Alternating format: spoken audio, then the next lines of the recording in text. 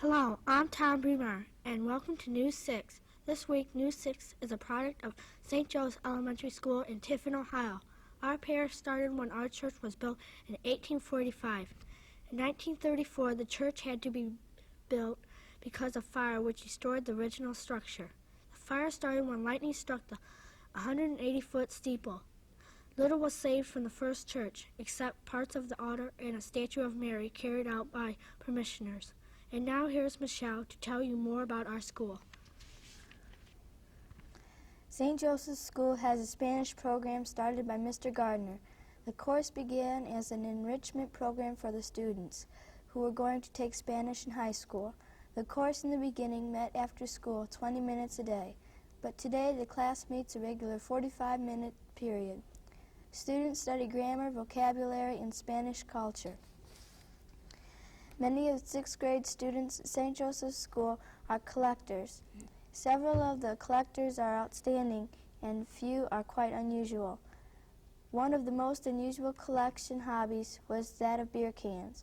4 students showed their collections to the rest of the class. David Kavaskits has 178 cans. Marcelo Delga has 161 cans. Steve Shannonbrook has 100 cans. And Ann Krupp has over 300 cans. The goal of any beer can collector is to get those really rare ones. The 4 students showed us the cans from the collections that they thought were the most rare. They included Zing, Holiday, Dixie, Foxhead, Cronenbrand, Primo, and Rogue. They told us they got involved in collecting the cans in a couple of different ways. Several said they were started by friends or relatives. But one said that he'd been cleaning out a clubhouse, found some cans, didn't throw them away. Thus, his collection. 2 others in the class were collectors of dolls. Susan Conway and Anne-Marie Imperial showed some of them to us. Anne-Marie has 20 dolls special enough to begin her collection. Her dolls come from all over the world. She has dolls from the Philippines, Africa, Turkey, Jamaica, and Spain. Her favorite doll is the one from France because the style she is wearing from the 1880s.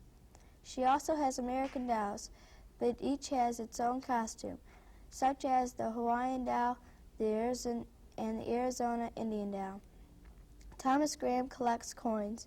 He has 462 coins in his collection. They weigh 19.5 pounds and are worth $600.23. 2 of the rare coins in his collection are an 1877 Indian head penny worth $152 and a 1773 nickel worth $200. We asked him how he got started collecting coins, and he said that his godfather gave him first coins on the day he was baptized, and he has been collecting ever since. Finally, Annette DeJong was able to bring part of her stamp collection for us to see. She told us that the first stamp was only used in May 6, 1840, and that the man who was credited with inventing the postage stamp was Rowland Hill, who was knighted for his service to the postal system of England. We had a lot of fun looking at the different collections and learning how people got involved with them. And now here's Michael to tell you a little bit about Tiffin. When people talk about Tiffin, they usually mention 2 things. They either tell you what Tiffin is one of the safest 47 cities of its size in the United States, or they tell you what the Sandusky River, which runs through Tiffin, is one of the 2 rivers in Ohio that runs north. But Tiffin has much more to offer. The history of the city dates back to 1812 when it was the site of Fort Ball, a military depot. In 1820, Josiah Hedges bought a piece of land and founded the settlement of Tiffin in honor of Edward Tiffin, first governor of Ohio. In 1822, Josiah started the Hedges Grist Mill, today known as the Pioneer Mill. The original mill was destroyed by fire in 1876, but was rebuilt on the original foundation. A second fire struck the mill in 1937 and again was rebuilt, leaving the top story off, thus reducing the building to only 2 of the original 3 stories. The mill has since been turned into a restaurant. Located on the lawn outside the restaurant are old millstones similar to those once used in the mill.